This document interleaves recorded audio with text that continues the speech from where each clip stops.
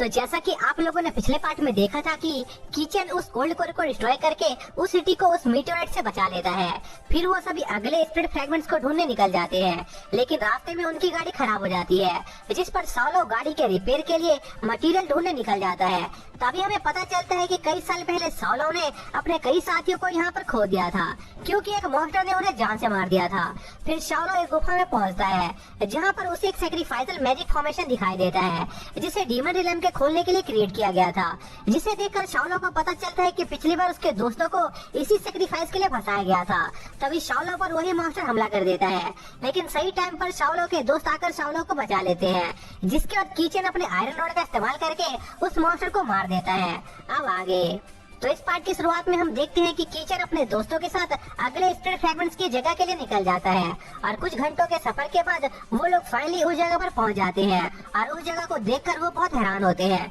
क्योंकि वो जगह स्वर्ग से भी ज्यादा सुंदर थी। तभी साउलो बताता है कि यह जगह किसी भी टाइप की बीमारी या किसी भी इंजर्ड इंसान को ठीक कर सकती है, और यहाँ पर ज्यादातर लोग अपनी उन इच्छाओं को पूरा करने आते हैं जिनकी उन्हें चाह होती है, और इसी वजह से ज्यादातर लोग इस जगह के आसपास ही रहते हैं। और यांग सिटी भी इसी वजह से इसके पास ही बसी हुई थी। इसी दौरान जियाओबाई उन्हें बताती है कि जब माइन वाला हादसा हुआ था तब से फेरी रिलम ने अपना यूनिट इस जगह से हटा लिया था, इसलिए आज के समय में यहाँ पर डीमंस का आना जाना काफी बढ़ गया है। जिसके बाद जैन और किचन वहाँ के एक लेक में नहाने लगते हैं, और उस लेक में नहाने पर उन्हें महसूस होता है कि यह लेक उनके चोटों को सच में ठीक कर रही थी। जिसके कुछ देर बाद जैन को उससे कुछ दूरी पर एक आदमी दिखाई देता है, जो देखकर जैन किचन को जल्दी से उसका सामान लेकर यहाँ से निकलने को कहता है। और बाहर निकलते वक्त वो उस आदमी से उसका नाम पूछता है, लेकिन वो आदमी जैन को कोई जवाब नहीं देता, जिस पर जैन वहाँ से जाने लगता है। पर किचन जैन से कहता है कि अगर वो लोग उस आदमी से पूछे कि उसे इस डिवाइन रिवर से क्या चाहिए और वो इसमें उसकी मदद कर सकते हैं, तो वो जरूर हमसे बात करेगा। इसी बीच उस आदमी की नजर जैन के स्वॉर्ड पर जाती है,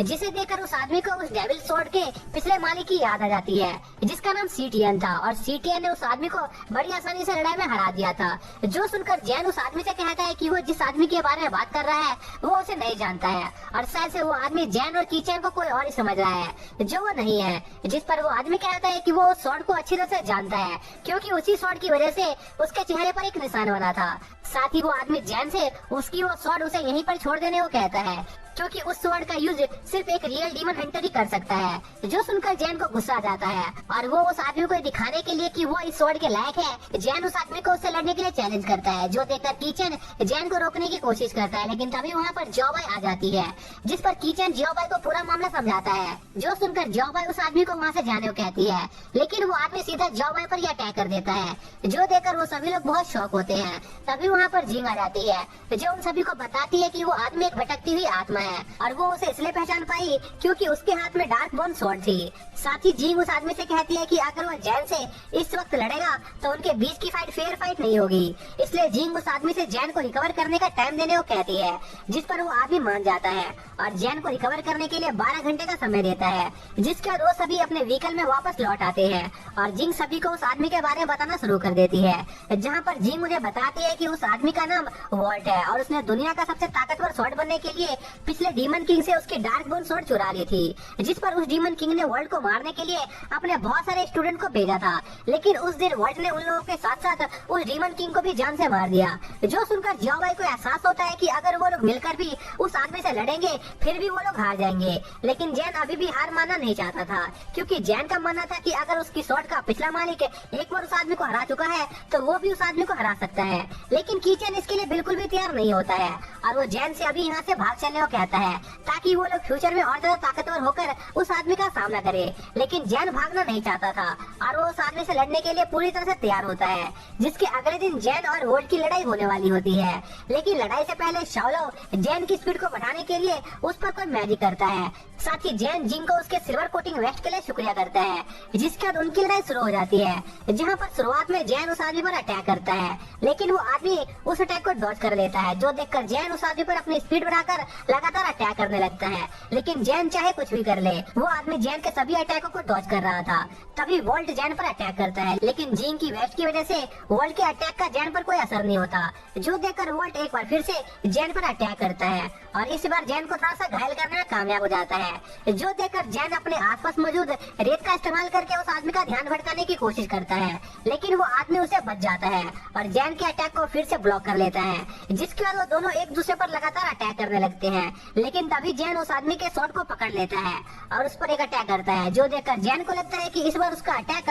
काम कर गया। लेकिन वॉल्ट इस बार भी जैन के अटैक को रोकने में कामयाब हो गया था। लेकिन उस अटैक के बाद वॉल्ट समझ गया था कि वो जैन को हल्के में नहीं ले सकता है, इसलिए वो जैन को अपनी असली पावर दिखाने का फैसला करता है और उस पर अपने घोस्ट स्वॉर्डमैनशिप टेक्निक से अटैक करता है, जिस पर जैन उस अटैक को किसी तरह से रोक लेता है। लेकिन उस अटैक की वजह से जैन की वेस्ट में क्रैक आ गया था, जो देखकर जिंग को यकीन नहीं हो रहा था कि वॉल्ट उसके वेस्ट के कमजोर हिस्से को इतनी जल्दी ढूंढ लेगा। जिसके बाद वॉल्ट जैन के वेस्ट के उसी क्रैक पर लगातार अटैक करने लगता है और कई अटैकों को झेलने के बाद जैन का वेस्ट पूरी तरह से डिस्ट्रॉय हो जाता है। लेकिन इसके बावजूद भी जैन वॉल्ट से लड़ना जारी रखता है और वो वॉल्ट को उसकी पूरी पावर से लड़ने को कहता है और कुछ देर की लड़ाई के बाद जैन बहुत बुरी तरह से घायल हो जाता है, पर इसके बावजूद भी जैन हार मानने को तैयार नहीं होता और दोबारा अपने पैरों पर खड़ा हो जाता है। तभी सभी लोग बहुत हैरान होते हैं क्योंकि जैन खुद को घायल कर रहा था। तभी जैन का ब्लड उसकी स्वॉर्ड में अब्जॉर्ब होना शुरू हो जाती है, जिससे जैन के अंदर की ऊर्जा बढ़ने लग जाती है, जो देखकर कीचन सभी को बताता है कि यह टेक्निक ब्लड सैक्रिफाइस टेक्निक है। जिसके बाद जैन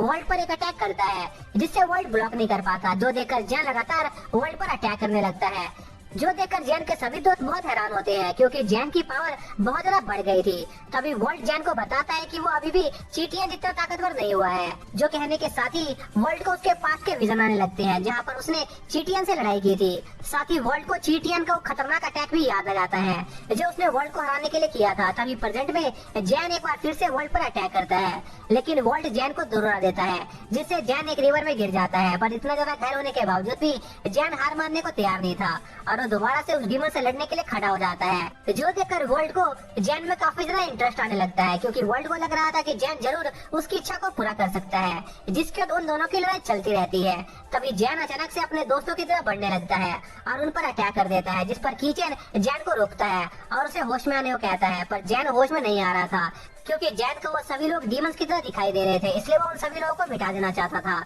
जिस पर शाओलो जैन पर अटैक करके उसे दूर उड़ा देता है, जो देखकर कीचन जल्दी से जैन को चेक करने जाता है, लेकिन जैन कीचन पर ही अटैक कर देता है। लेकिन तभी वो आदमी जैन पर अटैक करके उसे बेहोश कर देता है, जिसके बाद वो आदमी जैन को जान से मारने वाला होता है, जिसके साथ ही ये पार्ट यहीं पर खत्म हो जाता है।